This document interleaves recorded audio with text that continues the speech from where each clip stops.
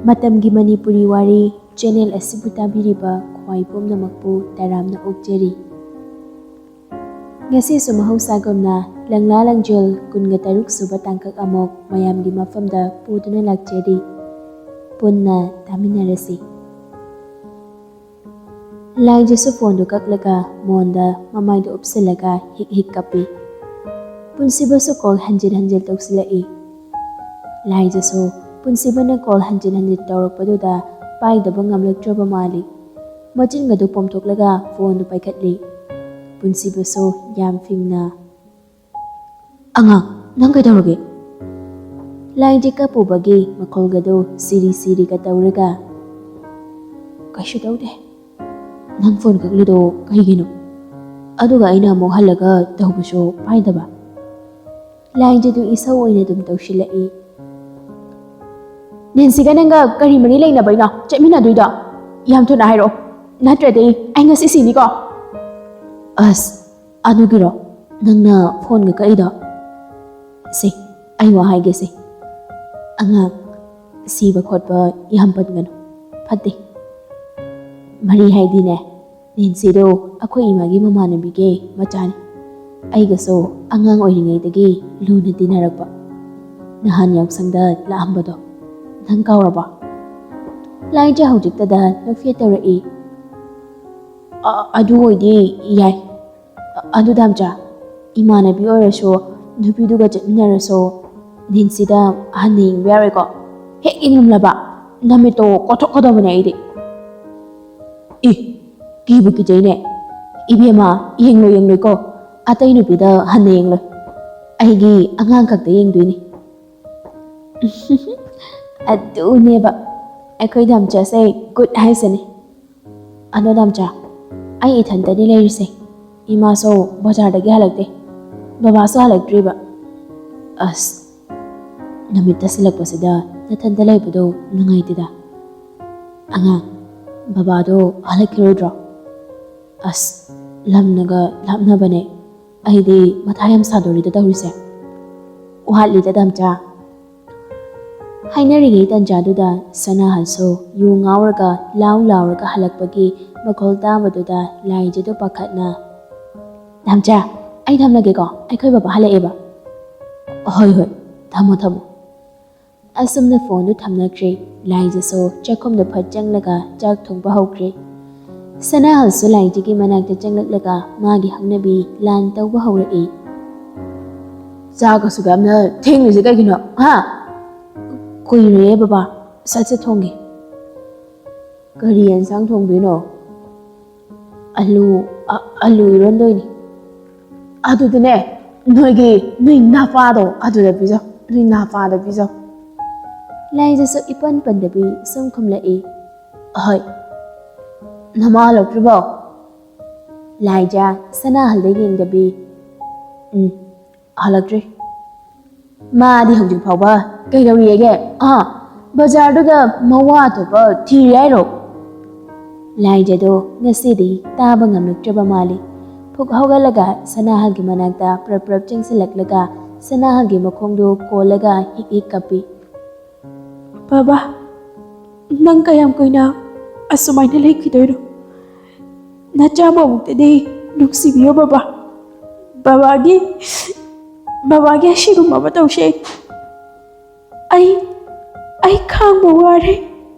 Baba, ai se mapalai taba machagum thambiri se karigino.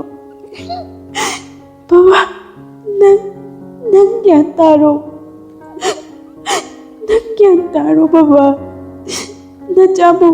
Nachamu tangdi khotpai duna. Ichagi palai haiduna chikat biyo. Aibo lamjing biyo baba. Aibo lamjing biyo. Sana hanggang asidi lainjigi matawduda mitludagi pirang sintherai. Adubu mapa mo ina machabu hugat piraga thembasu tawde.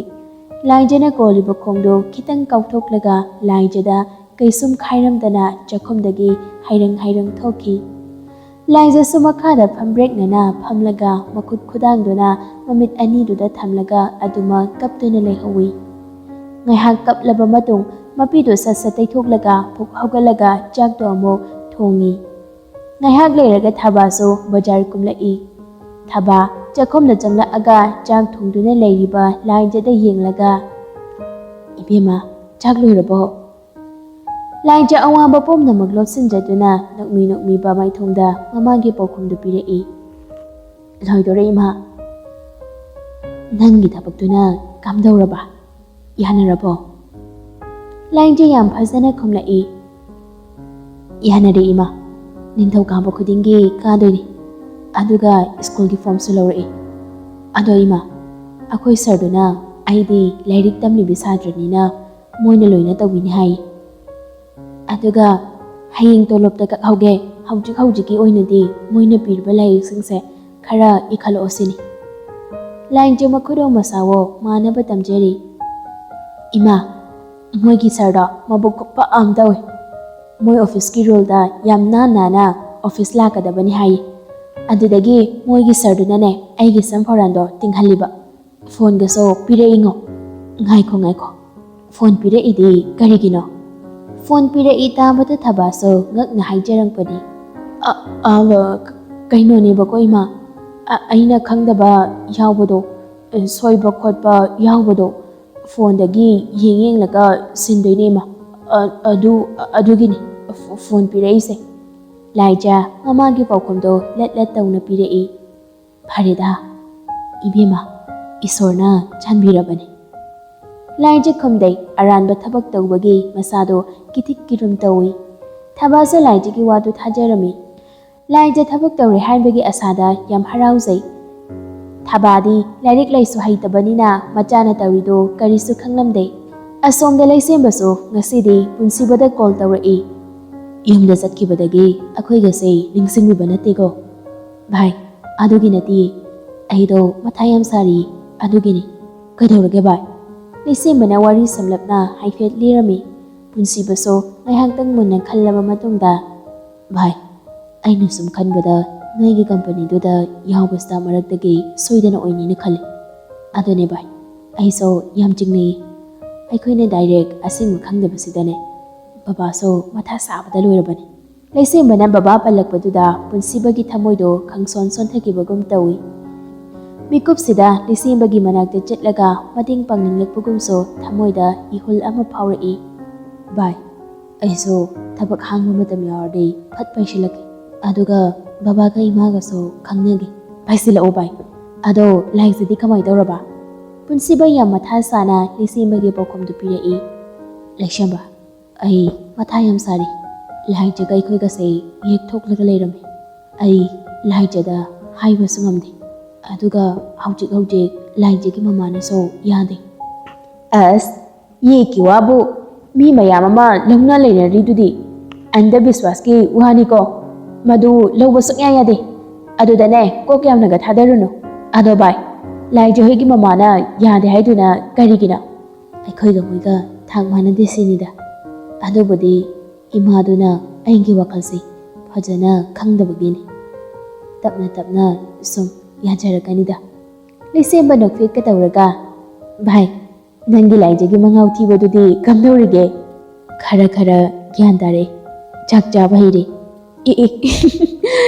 ado bai Laija gi mamana biling jado minu ko yalam bayar ko ai adu yang do mita sum uraga leirabani hoida Laija so phone paikrabani nongmane wari sanu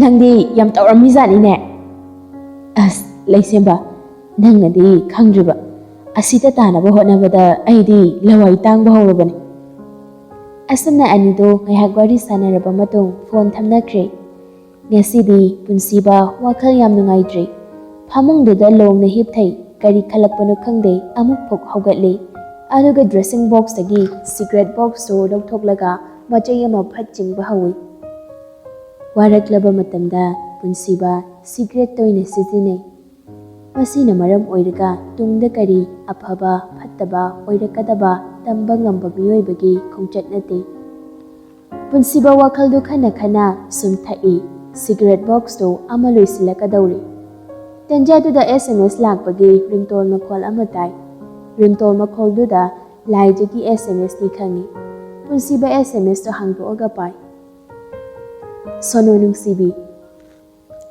ꯗꯥꯝꯆꯥ ꯅꯣꯏꯅ ꯅꯦꯝꯕꯣꯛꯁꯦ ꯈꯨꯄꯪ ꯑꯃ ꯑꯩꯅ ꯍꯥꯏꯕꯗꯅꯦ ꯂꯣꯏꯅꯅꯦ ꯊꯥꯖꯈꯤꯕꯩ ꯋꯥꯅꯤꯗ ꯄꯨꯟꯁꯤꯕ ꯊꯛꯂꯝꯕ cigarette ꯃꯆꯩꯗꯣ ꯐꯠ ꯃꯈꯥꯗ ꯊꯥꯗꯔꯒ ꯆꯤꯟꯕꯥꯟꯗꯣ ꯅꯣꯛꯐꯦꯠ ꯇꯧꯔꯒ ꯂꯥꯏꯖꯒꯤ message ꯍꯜꯂꯤ ꯏꯃꯥꯗꯅꯦ ꯑꯗꯨꯃꯥꯏꯅꯅꯦ ꯍꯌꯦꯡꯈꯩ ꯍꯥꯏꯕ ꯌꯥꯗꯦꯀꯣ ꯅꯪꯕꯨ ꯂꯥꯏꯔꯤꯛꯀ ꯄꯥꯔꯕꯣ ꯄꯥꯔꯤ ꯗꯥꯝꯆꯥ ꯐꯃꯨꯡ ꯆꯪꯂꯕꯣ ꯆꯪꯂꯤ ꯗꯥꯝꯆꯥ ꯑꯗꯨꯗꯤ ꯅꯨꯡꯁꯤꯕꯒꯤ ꯅꯨꯡꯁꯤꯃꯟꯕꯒꯤ ꯅꯨꯡꯁꯤ ꯈꯨꯗꯣꯜ ꯇꯧꯔꯣ ꯂꯥꯏꯖꯗꯨ SMS ꯇꯣ ꯄꯥꯔꯒ ꯏꯀꯥꯏꯃꯟꯗꯅ ꯃꯃꯥꯏꯗꯨ ꯃꯣꯟꯗ ꯎꯞꯁꯤꯜꯂꯒ ꯂꯩ ꯂꯥꯏꯖꯅ SMS ꯍꯜꯂꯛꯇꯕꯗꯨꯗ ꯄꯨꯟꯁꯤꯕꯁꯨ ꯅꯝꯊꯥ ꯊꯥꯖꯤꯜꯂꯛꯏ ꯏꯀꯥꯏꯕ ꯈꯪꯕ ꯍꯧꯔꯛꯀꯅꯣ ꯑꯉꯥꯡ ꯅꯪ ꯒ꯭ꯌꯥꯟ ꯇꯥꯔꯛꯀꯅꯨꯀꯣ ꯑꯩ ꯋꯥꯅꯤ ꯅꯪꯕꯨ ꯁꯦꯟꯅꯕ ꯌꯥꯝ ꯋꯥꯅꯤ ꯍꯥꯏꯁꯤꯅꯤ ꯑꯉꯥꯡ ꯅꯪ ꯁꯣꯅꯣ ꯊꯣꯏꯕꯤ ꯑꯣꯏꯅꯅꯦ ꯑꯗꯨꯝ ꯂꯩꯌꯨ ꯑꯌꯥ ꯌꯥꯝ ꯈꯛꯅꯤ ꯗꯥꯝꯆꯥ ꯅꯪ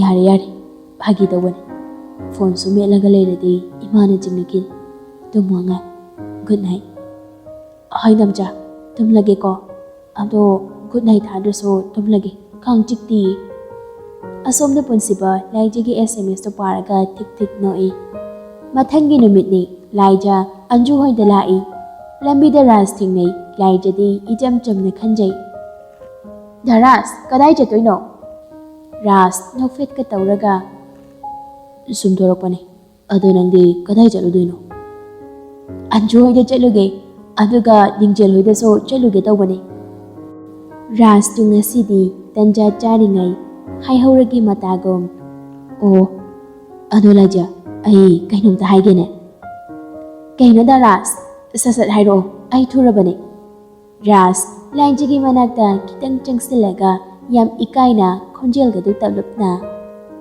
ꯂꯥꯏꯖ ꯑꯩ ꯅꯪꯕꯨ ꯊꯃꯣꯏ ꯁꯦꯡꯅ ꯅꯨꯡꯁꯤꯔꯨꯔꯦ ꯑꯩꯅ ꯅꯪꯕꯨ ꯈꯟꯖꯔꯛꯄ ꯁꯦꯟꯅꯖꯔꯛꯄ ꯌꯥꯝ ꯀꯨꯏꯔꯦ ꯂꯥꯏꯖ ꯑꯩꯅ ꯅꯐꯝꯗ ꯅꯨꯡꯁꯤꯕꯤꯒꯦ ꯍꯥꯏꯅꯖꯔꯤ ꯑꯩꯒꯤ ꯅꯨꯡꯁꯤꯕꯁꯤ ꯅꯪꯅ ꯑꯦꯛꯁꯦꯞ ꯇꯧꯕꯤꯌꯨ ꯂꯥꯏꯖ ꯂꯥꯏꯖ ꯃꯣꯡ ꯍꯥꯗꯅ ꯔꯥꯖꯀꯤ ꯄꯥꯎꯈꯨꯝꯗꯣ ꯁꯠ ꯍꯦꯛꯇ ꯄꯤꯔꯛꯏ ꯙꯔꯥꯖ ꯂꯩꯀꯥꯏꯒꯤ ꯅꯆꯜꯗ ꯑꯗꯨꯒꯨꯝꯕ ꯋꯥꯗꯣ ꯍꯥꯏꯕꯤꯒꯅꯨ ꯙꯔꯥꯖꯄꯨ ꯏꯕꯨꯡꯃꯛꯅꯦꯅ ꯈꯟꯖꯩ ꯔꯥꯖꯁꯨ ꯐꯠ ꯈꯨꯝꯂꯛꯏ ꯑꯗꯨꯕꯨ ꯑꯩꯗꯤ ꯅꯪꯕꯨ ꯏꯆꯜꯃꯛꯅꯦꯅ ꯈꯟꯕ ꯉꯝꯂꯣꯏ ꯙꯔꯥꯖ ꯅꯪ ꯑꯩꯕꯨ ꯋꯥꯔꯧꯕꯤꯒꯅꯨ ꯑꯩꯗꯤ ꯈꯪꯅꯕꯁꯨ ꯂꯩꯔꯦ ꯃꯥ ꯅꯠꯇꯕ ꯀꯅꯥꯝꯇ ꯑꯩꯒꯤ ꯊꯃꯣꯏꯁꯤꯗ ꯃꯐꯝ ꯂꯩꯇ꯭ꯔꯦ ꯅꯨꯄꯤꯒꯤꯗꯤ ꯀꯩꯁꯨ ꯈꯜꯂꯨꯅꯨ ꯑꯩꯅ 11 ꯀꯥꯔꯒꯅꯦ ꯙꯔꯥꯖꯀ ꯆꯥꯟꯅꯒꯗꯕ ꯏꯅꯝꯃ ꯃꯁꯛ ꯐꯖꯕꯤ ꯑꯃ ꯊꯤꯕꯤꯔꯒꯦꯀꯣ ꯉꯁꯤꯒꯤꯗꯤ ꯒꯨꯗ ꯕꯥꯏ ꯑꯁꯤ ꯍꯥꯏꯔꯝꯂꯒ ꯂꯥꯏꯖ ꯃꯃꯥꯏꯗꯣ ꯐꯠ ꯂꯩꯊꯣꯛꯑꯒ ꯆꯦꯟꯆꯠ ꯆꯠꯈ꯭ꯔꯦ ꯔꯥꯖꯁꯨ ꯂꯥꯏꯖꯒꯤ ꯑꯀꯣꯟꯕꯒꯤ ꯋꯥꯍꯩꯗꯨꯗ ꯄ꯭ꯔꯥꯟ ꯄ꯭ꯔꯣꯛ ꯄ꯭ꯔꯣꯛ ꯆꯥꯛꯄ ꯍꯥꯏꯕꯗꯨ ꯑꯣꯏꯔꯦ ꯔꯥꯖ ꯃꯃꯤꯠꯇꯨ ꯂꯥꯏꯖꯗ ꯈꯥꯅ ꯌꯦꯡꯂꯒ ꯃꯆꯤꯟꯗ ꯄꯦꯟꯗꯅ ꯁꯣꯟꯖꯔꯤ ꯌꯥꯔꯦ ꯑꯗꯨ ꯀꯌꯥꯝ ꯎꯁꯤꯠꯇꯕ ꯑꯩꯅ ꯇꯨꯃꯤꯟꯅ ꯂꯩꯊꯣꯛꯄꯒꯤ ꯃꯇꯝ ꯑꯣꯏꯗ꯭ꯔꯦ ꯄꯨꯟꯁꯤꯕ ꯀꯅꯥꯅꯣ ꯀꯔꯤꯅꯣ ꯊꯤꯒꯠꯀꯅꯤ ꯑꯗꯨꯒ ꯂꯥꯏꯖꯁꯨ ꯑꯩꯒꯤ ꯑꯣꯏꯒꯅꯤ ꯀꯥꯟꯅꯗꯦ ꯊꯕꯛ ꯄꯥꯏꯈꯠꯇꯕ ꯌꯥꯗꯦ ꯂꯥꯏꯖꯁꯨ ꯑꯟꯖꯨ ꯍꯧꯔꯒ ꯂꯤꯡꯖꯦꯜ ꯍꯣꯏꯗ ꯂꯥꯛꯃꯤꯟꯅꯩ ꯂꯤꯡꯖꯦꯜ ꯍꯣꯏꯒꯤ ꯃꯌꯨꯝ ꯌꯧꯔꯗꯨꯅ ꯂꯤꯡꯖꯦꯜꯒꯤ ꯀꯥꯗ ꯆꯪꯂꯒ ꯑꯍꯨꯝꯗꯨ ꯄꯨꯂꯞ ꯐꯃꯨꯡꯗ ꯐꯝꯂꯒ ꯂꯥꯏꯖꯒꯤ ꯐꯣꯟꯗꯨꯗ ꯐꯣꯇꯣ ꯄꯪꯀꯥꯞꯇ ꯀꯥꯞꯄꯤ ꯌꯥꯝ ꯑꯈꯪ ꯑꯍꯩꯒ ꯁꯥꯗꯅ ꯐꯣꯟꯗꯨꯗ ꯀꯔꯤ ꯀꯔꯤꯅꯣ ꯅꯝꯗꯨꯅ ꯄꯨꯡꯌꯦꯡꯗ ꯌꯦꯡꯂꯤ ꯂꯥꯏꯖꯒꯤ ꯁꯝ ꯇꯤꯡꯕꯗꯨ ꯎꯕꯗ ꯑꯟꯖꯨꯗꯨ ꯌꯥꯝ ꯈꯪꯅꯤꯡꯅ ꯂꯥꯏꯖ ꯅꯪ ꯁꯝ ꯇꯤꯡꯍꯜꯂꯤꯁꯦ ꯂꯨꯄꯥ ꯀꯌꯥ ꯆꯪꯒꯦ ꯈꯪꯗꯦꯗ ꯗꯥꯝꯆꯥꯅ ꯄꯩꯁꯥ ꯄꯤꯈꯤꯕꯗꯣ ꯑꯩ ꯎꯍꯧꯗꯤꯌꯦ ꯑꯟꯖꯨ ꯂꯥꯏꯖꯗ ꯐꯩꯅ ꯌꯦꯡꯂꯒ ꯃꯤꯗꯤ ꯃꯋꯥ ꯂꯩꯖꯕꯅꯤꯅ ꯑꯩꯈꯣꯏꯗꯤ ꯂꯩꯇꯕꯅꯤꯅ ꯐꯣꯔꯥꯟ ꯁꯥꯗꯅ ꯂꯩꯔꯦ ꯂꯤꯡꯖꯦꯜꯁꯨ ꯂꯥꯏꯖꯗ ꯌꯦꯡꯂꯒ ꯍꯥꯏꯖꯤꯜꯂꯛꯄꯅꯤ ꯂꯥꯏꯖꯁꯨ ꯉꯝꯅꯕ ꯍꯦꯛꯇ ꯈꯨꯝꯖꯤꯜꯂꯛꯏ ꯆꯥꯛꯆꯧꯋꯣ ꯑꯩꯈꯣꯏ ꯏꯋꯥ ꯑꯐꯕꯁꯦ ꯎꯔꯒ ꯅꯨꯃꯤꯠꯁꯤꯡꯗꯨꯁꯨ ꯅꯥꯕꯤꯌꯨ ꯌꯥꯔꯦ ꯏꯕꯦꯝꯃ ꯑꯗꯣ ꯅꯪ ꯀꯩꯗꯧꯉꯩꯗ ꯑꯦꯗꯃꯤꯁꯟ ꯇꯧꯗꯣꯏꯅꯣ ꯈꯪꯗꯦꯗ ꯗꯥꯝꯆꯥꯗ ꯍꯪꯈꯤꯒꯦ ꯑꯩꯁꯨ ꯐꯣꯟ ꯂꯩꯍꯜꯂꯗꯧꯅꯤ ꯂꯤꯡꯖꯦꯜꯅ ꯍꯥꯏꯔꯛꯄꯅꯤ ꯑꯟꯖꯨ ꯂꯤꯡꯖꯦꯜꯒꯤ ꯋꯥꯗꯨꯗ ꯃꯩꯆꯤꯟꯒꯗꯣ ꯄꯩꯊꯣꯛꯂꯒ ꯂꯩꯍꯜꯂꯨ ꯑꯩꯈꯣꯏꯒꯤꯗꯤꯅꯦ ꯄꯟꯊꯧꯅ ꯌꯥꯗꯦ ꯐꯣꯟ ꯂꯩꯗꯕꯒꯤꯅꯦ ꯀꯩꯝ ꯈꯜꯂꯨꯅꯨ ꯑꯩꯈꯣꯏ ꯑꯍꯨꯝ ꯄꯨꯂꯞ ꯂꯩꯗꯣꯏꯅꯤꯅ ꯐꯣꯟꯗꯨ ꯂꯩꯗ꯭ꯔꯁꯨ ꯌꯥꯔꯦꯗ ꯅꯪ ꯅꯨꯡꯉꯥꯏꯇꯕ ꯀꯩꯝ ꯈꯟꯕꯤꯔꯨꯔꯅꯨ ꯏꯕꯦꯝꯃ ꯍꯣꯏ ꯑꯗꯨꯁꯨ ꯆꯨꯝꯃꯤꯀꯣ ꯑꯩꯈꯣꯏ ꯑꯍꯨꯝ ꯂꯩꯃꯤꯟꯅꯗꯣꯏꯅꯤꯀꯣ Anjuna hairakpani. Laija, ngasay Rasna hairakpado khangning ningsinglukduna Anjuda onsilaga tahana. Ngaikone, haujiki aina lakpadane, Darasto lambida thengneyebako. Adugadi aingonda nungsikayna hairaiba. Angawi, nangdi ngasida khangbra, aikoidi kuire khangba. Anjuna hairakpani. Lingjel Anjugi waduda mating pangsinduna wahang amamuk hangjilai. Ado nangdi kari khulumlaba. Laija nukmi gatauraga. Kari bahairune, aigidi thamoigi mabungo chokthok chawba ma leikre. Aini 11 karaga nupi simbirakin hairambani. Mai kairamgani. Ikaidana tokloi, aigi bakumduda. Asi hairiga ahomdo khangnok noi. Ngayhak wari sanaraga ahomdo mayum da hanarakli. Laija yum yobaga phone do hangduktuna yengi. Punsibagi message ama leirami. Angang, aina ngarang haibado chalukigeko. Laija sauningba nungaitabadi poklibani. Adubu kaisu khandaba saraga message to halli. Phajana chaluro damcha. Aiso lingjel hoidagi halai. Asomda punsiba washroom jangkiba tanja oibana phone do Nancy manakta leiringai matamni. Nancy tingnana table mathakta leiriba phone do laukhatlaga yengi. Laijagi SMS to paraga ngasai makai punsibaga lakminabagi harauramba pumbado mikuptuda mangki. Nancy yam thuna amitta phone tawi. Aina haibado phanglaba? Hoi, phangle. Fare adidi. Thabakdo first day paikhatpa haunaba tawrasi. Hoine. Ado karamna pangthuksige Nancy. Misi minade thokpa pamde. Angang nupido soina henbadi pam. Aduda yadragana hatokadabani. Fare adudi ai thamlage ko. Asumna phone thamnakre. Nancy Laijagi number do magi phone da save tawsili. Tanjado da punsibaso washroom dagi thorai. Nancy do khangpre khangi. Punsiba ngakna kaino Nancy khangliduna. Nancy masado pakhatna nanggi phone do SMS ama lakpra kaino matau kibani. Adu yenglambagini. Punsiba phone do paikhatlaga yengi. Laijagi SMS to paraga nokfet tawi. Adubu reply di pirudri. Asumna birthday du ngahak yauraga punsibaga Nancy ga sohalai. Punsiba yum yobaga magi kada changlaga phamungda longna tumthai. Aduga phone du lauthokaga nokfet tawraga yam nungaiba mood amada laijada SMS thai. Anga nangdam chahale. Forit kase amta lauthobiru laune. Laiji tu mamintu lauthoklaga punsibagi SMS tu da ngakni yengduna lei. Laijana online leiraga message halaktabaduda punsibadu pakhatkidana tumlambadu hawgalai. Aduga phone oina fat tawshilai. Laijaso aping aphai oina phone du paikhatli. Damcha. Hawu kaino nasagadubo pakhatliduba. Online leiraga SMS halakridu kanaga text thanarino. Damcha ai kanamdaga thanadeba. Adudi screenshot lauraga tharo. Screenshot laubaso haitubada kamaina tharakdeba. Chummin he aduso. Nang sengdi sengleko kanamda message sanadreko. Haimi damchana freight lauthoula haibadugi aidi pungwa ngaure. Adu aido haujik lakduro damcha. Laijana ipang na haidorakpa wadu taraga punsibado haujiktada masadu normal tarai. Oh, adu boy di fai. Laoida nang damchana ne phagi tawani. Ado nang Anju hoiga kari hainare. Anju hoido admission tawrani na hayore. Section hauba numitagi adum kaba haurashi hainare. Adu damcha akoi ahom rent laiduini. Oh, adudi nangisune mathang Monday da admission tawrasi. Aduga ahangi dress tu su laurasi. Ado rent laibado ayamta khalakigeko. Hai damcha. Ado hayune. Laija sulat le tawraga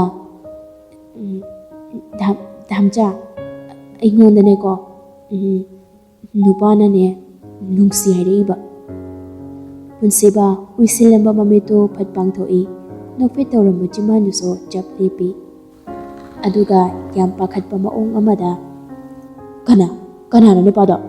ꯀꯅꯥꯅꯣ ꯅꯨꯄꯥꯗꯣ ꯑꯉꯥꯡ? ꯂꯥꯏꯖꯥ ꯃꯆꯤꯟꯒꯗꯨ ꯄꯣꯝꯊꯣꯛꯂꯒ, ꯗꯥꯔꯥꯁꯅ꯫ ꯄꯨꯟꯁꯤꯕ ꯃꯥꯒꯤ ꯍꯧꯅꯕꯤ ꯄꯤꯁꯨꯝꯗꯨ ꯈꯪꯁꯨꯛ ꯁꯨꯛꯆꯤꯜꯂꯒ, ꯗꯥꯔꯥꯁ ꯍꯥꯏꯗꯤ? ꯑꯩꯈꯣꯏ ꯃꯃꯥꯡꯗ ꯂꯩꯀꯥꯏꯗꯒꯤ꯫ ꯅꯪꯗꯤ ꯀꯔꯤ ꯈꯨꯝꯂꯝꯂꯕ? ꯑꯅꯦ, ꯑꯩꯅꯗꯤ ꯏꯕꯨꯡꯗꯧꯅ ꯈꯜꯂꯤ, ꯑꯗꯨꯒ ꯑꯩꯗꯤ ꯙꯝꯆꯥꯒꯁꯨ ꯈꯪꯅꯔꯦꯅ ꯈꯨꯝꯂꯝꯕꯅꯤ꯫ ꯄꯨꯟꯁꯤꯕ ꯁꯣꯔ ꯑꯁꯥꯡꯕ ꯑꯃ ꯍꯣꯟꯗꯣꯛꯂꯒ ꯃꯊꯥ ꯌꯥꯝ ꯁꯥꯅ, ꯑꯩꯈꯣꯏꯅꯤ ꯆꯦꯜꯂꯁꯤꯔꯥ? ꯅꯪ 11-12ꯇꯣ ꯑꯩꯈꯣꯏꯗ ꯂꯩꯔꯒ ꯑꯣꯏꯅ ꯇꯝꯂꯒꯦꯔꯣ? ꯑꯗ ꯇꯥꯏꯍꯦ꯫ ꯃꯤꯉꯣꯟꯗ ꯊꯤꯅ ꯉꯥꯡꯂꯨꯅꯨꯀꯣ, ꯃꯥꯁꯨ ꯅꯪꯕꯨ ꯅꯨꯡꯁꯤꯕꯒꯤ ꯍꯥꯏꯖꯔꯤꯅꯤ꯫ ꯅꯪꯗꯤ ꯅꯨꯄꯤꯅꯤ, ꯃꯤꯅ ꯑꯉꯝ ꯇꯥꯟꯅꯔꯛꯑꯗꯤ ꯃꯥꯡꯖꯗꯣꯏꯁꯦ ꯑꯩ ꯈꯛꯇꯅꯤ꯫ ꯑꯩꯁꯨ ꯃꯤꯅꯤ, ꯑꯩꯉꯣꯟꯗꯁꯨ ꯂꯥꯜꯂꯛꯄ ꯌꯥꯔꯣꯏ꯫ ꯑꯩꯁꯨ ꯉꯁꯤ ꯐꯥꯎꯕ ꯂꯩꯔꯛꯄꯁꯤꯗ ꯃꯤꯉꯣꯟꯗ ꯂꯥꯟꯈꯤꯕ ꯂꯩꯇ꯭ꯔꯤ꯫ ꯍꯣꯏꯕ, ꯑꯩꯅꯦ ꯙꯝꯆꯥꯅ ꯍꯥꯏꯕ ꯂꯣꯏꯅ ꯏꯜꯂꯦꯕ꯫ ꯑꯩꯅꯦ ꯋꯥꯒ ꯉꯥꯡꯖꯗ꯭ꯔꯦꯕ, ꯌꯥꯝ ꯂꯦꯝꯕꯤ ꯁꯥꯔꯕꯅꯤ ꯈꯪꯉꯕ?